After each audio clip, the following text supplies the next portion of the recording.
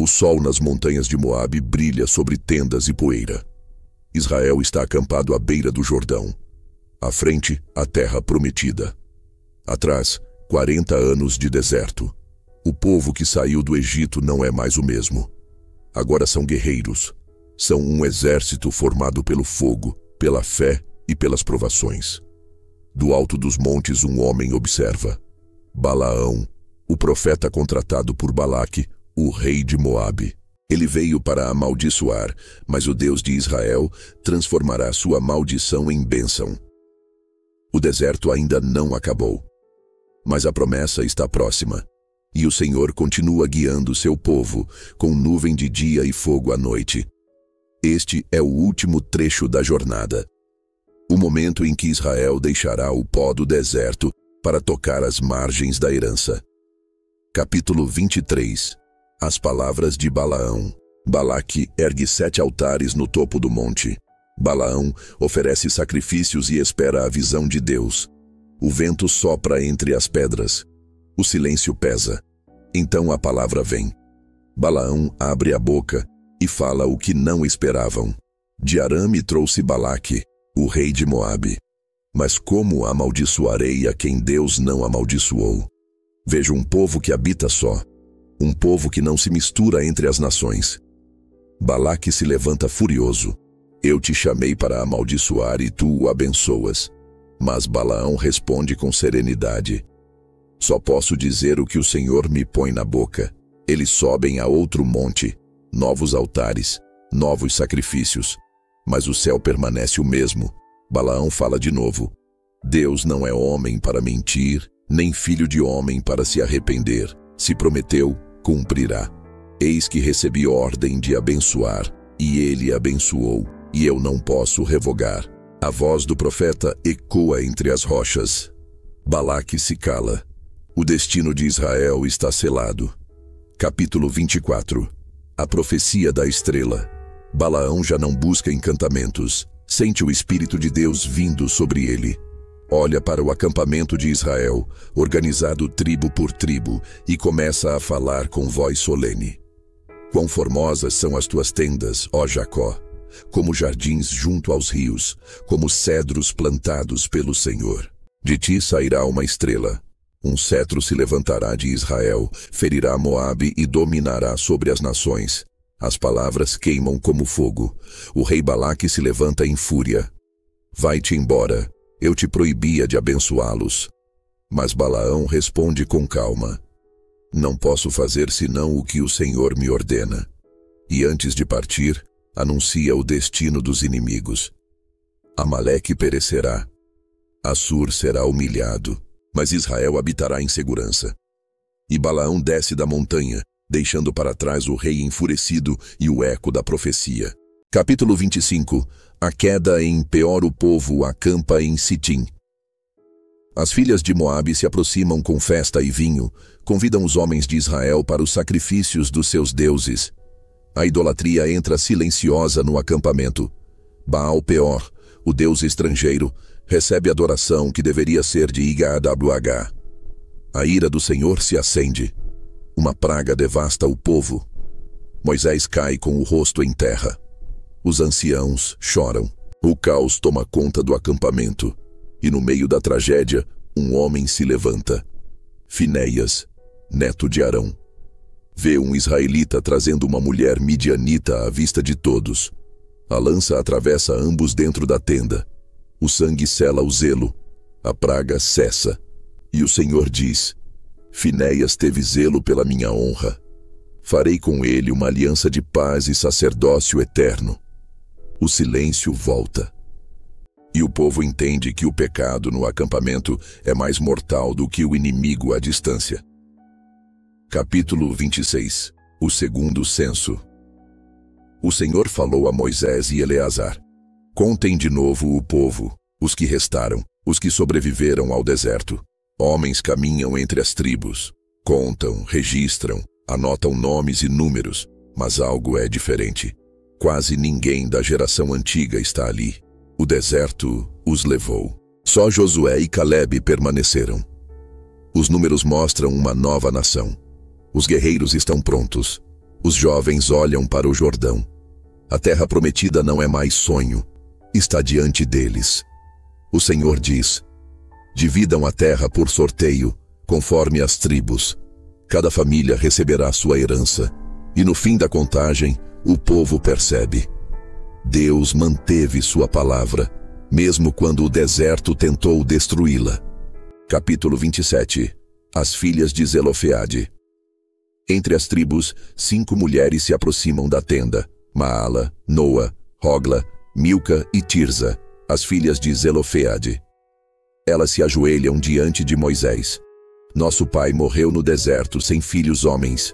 Por que seu nome deve ser apagado? Dá-nos herança entre nossos irmãos. Moisés leva o caso ao Senhor, e Deus responde: as filhas de Zelofeade falam com justiça. Darás a elas a herança do pai. O acampamento observa em silêncio. Pela primeira vez, uma herança é dada a mulheres. A justiça divina rompe tradições. A voz de Deus se ergue sobre o costume dos homens. Logo depois, o Senhor fala novamente a Moisés. Sobe ao monte Abarim. Vê a terra que darei a Israel, mas tu não entrarás nela. Moisés olha o horizonte. O coração aperta, mas ele ora. Que o Senhor ponha sobre o povo um homem fiel, para que a congregação não seja como ovelhas sem pastor. E Deus escolhe Josué, filho de Num. A autoridade é transferida. A promessa continua. Capítulo 28. As ofertas diárias e mensais. O Senhor falou a Moisés no silêncio do deserto, quando a nuvem pairava sobre o tabernáculo. A voz veio clara, firme, sem pressa. Ordena aos filhos de Israel que me ofereçam as minhas ofertas. O meu pão, o meu sacrifício de aroma agradável. Ofereçam-nas a tempo certo, com fidelidade e reverência. As palavras ecoaram entre as tendas. O povo se reuniu para ouvir o que o Senhor desejava. E o Senhor disse: este é o holocausto contínuo que me apresentarão. 2 cordeiros de 1 ano, sem defeito, cada dia. Um pela manhã, outro à tarde. Com o primeiro cordeiro, oferecerás 1/10 de farinha fina misturada com 1/4 de azeite puro. Será um aroma suave, sacrifício eterno, como fiz em Sinai. E a libação de vinho será derramada ao Senhor no altar. O som do cordeiro pela manhã despertava o acampamento. O cheiro da oferta da tarde enchia o ar com paz. Assim, o dia começava e terminava diante de Deus. O Senhor falou ainda sobre o sábado. No dia de descanso, ofereçam 2 cordeiros sem defeito, com a oferta de farinha e azeite. É holocausto perpétuo, além do sacrifício diário. O sábado não era apenas pausa do trabalho, mas lembrança de quem sustenta o fôlego da vida. O Senhor continuou: no princípio de cada mês, tragam uma oferta nova: 2 novilhos, 1 carneiro e 7 cordeiros de 1 ano, sem defeito. Tragam também ofertas de farinha e azeite. E ofereçam um bode como oferta pelo pecado, para expiação diante de mim. Era o início de cada ciclo. O calendário sagrado se erguia como uma torre de fé. Cada lua nova, cada mês que nascia, lembrava o povo de que o tempo pertence ao Criador. As trombetas tocavam nas luas novas. O povo se ajoelhava. O sangue era derramado sobre o altar. O aroma subia. E Israel sabia: o Senhor é o dono dos dias, e cada amanhecer é parte da sua aliança. Capítulo 29. As festas sagradas de Israel. As instruções do Senhor continuaram. Agora, não apenas sobre dias e meses, mas sobre as grandes festas que marcariam a memória de Israel.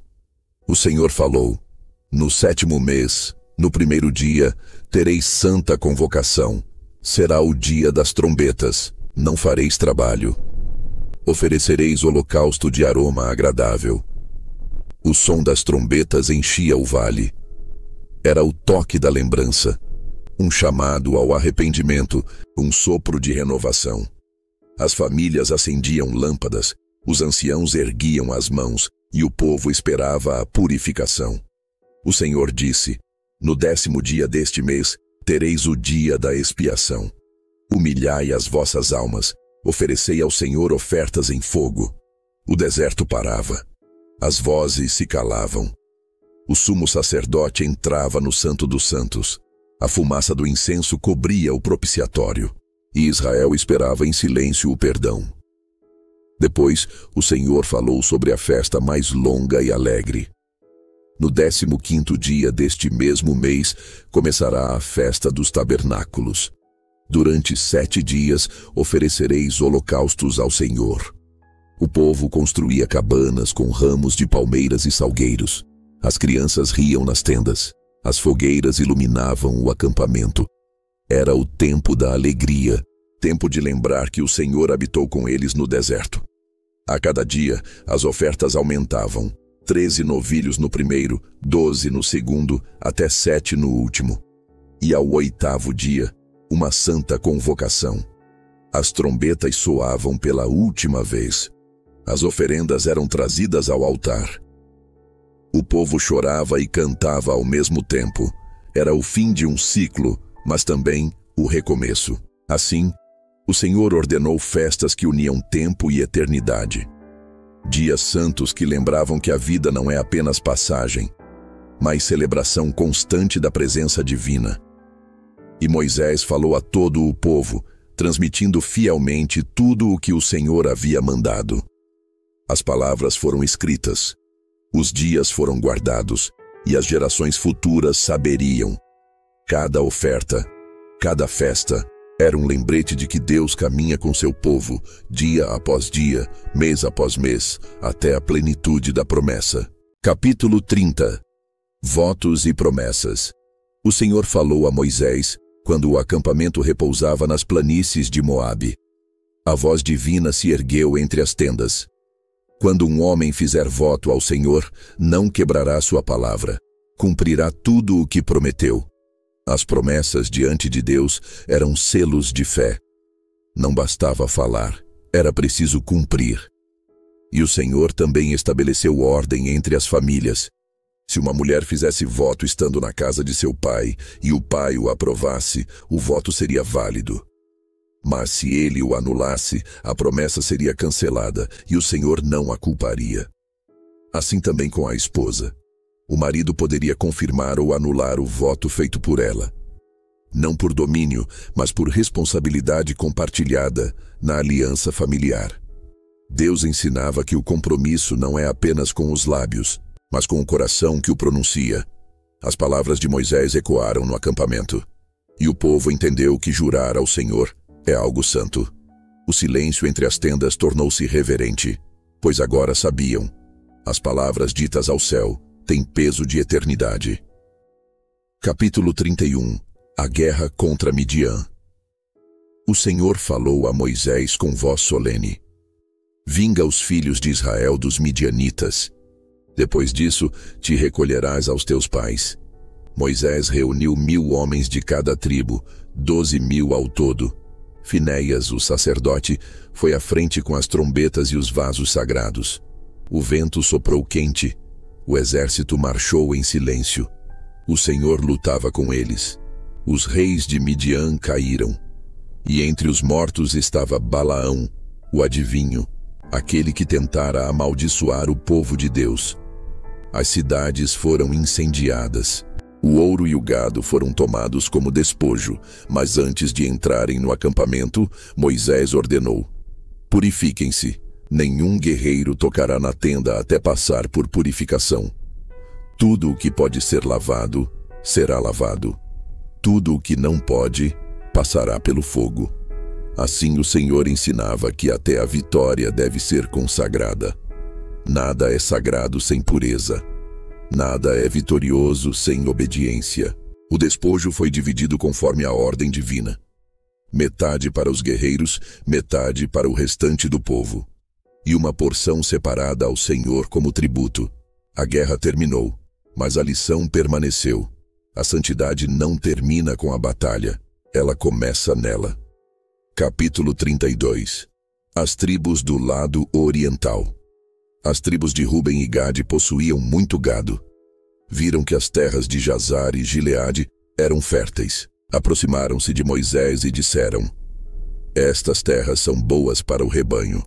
Deixa-nos ficar aqui. Não cruzaremos o Jordão. Moisés olhou com indignação. Querem desanimar o coração de seus irmãos? Foi isso que seus pais fizeram, e por isso o Senhor os deixou vaguear 40 anos. Mas os líderes responderam com humildade: Construiremos currais para o gado e cidades para nossas famílias, mas iremos à frente de Israel, armados para a guerra, até que todos recebam a sua herança. Moisés ouviu, e o Senhor confirmou. Então Ruben, Gade e metade da tribo de Manassés ficaram do lado oriental do Jordão, mas prometeram lutar até o fim pela unidade de Israel. O mapa da promessa começava a ganhar forma. Cada tribo encontrava seu lugar. Mas o Senhor permanecia o centro da terra e da herança. Capítulo 33. As jornadas de Israel. Moisés escreveu todas as jornadas do povo, desde a saída do Egito até as planícies de Moabe. Cada parada era uma lembrança, cada nome uma marca no caminho.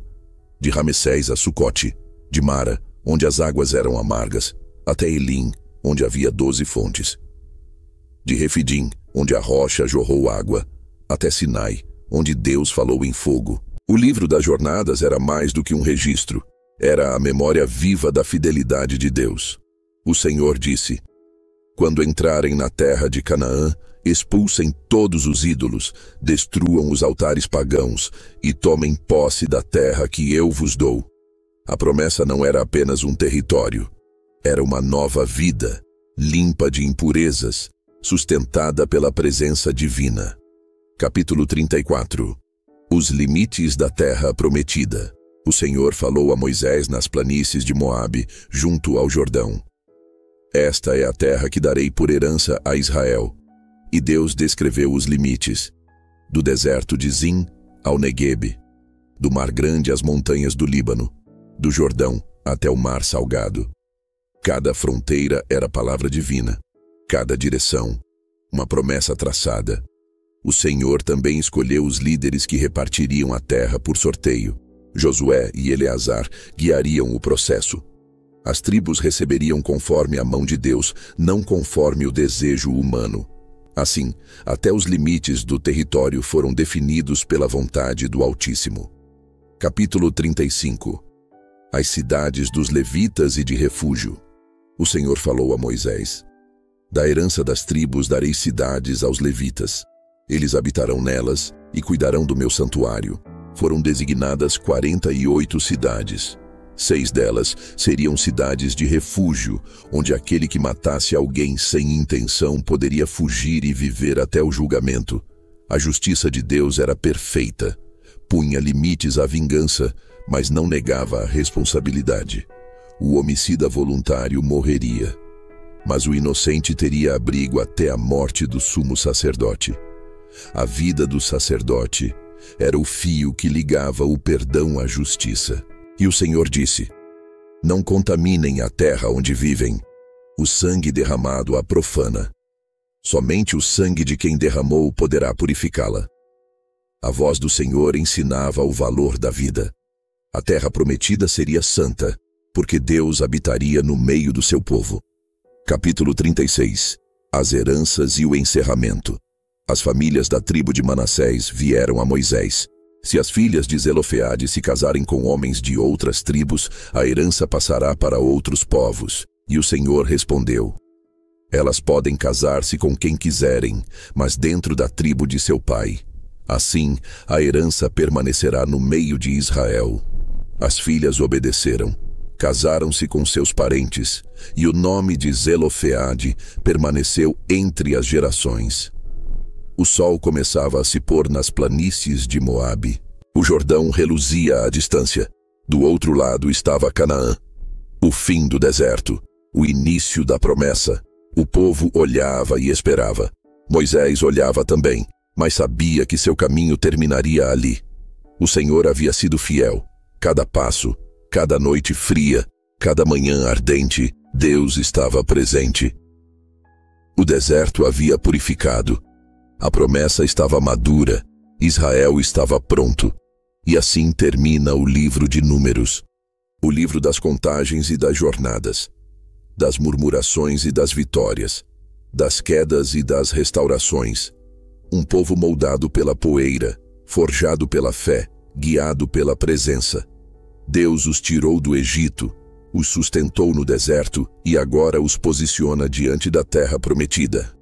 Entre a areia e o Jordão, Israel contempla o horizonte da promessa. Um novo capítulo começa.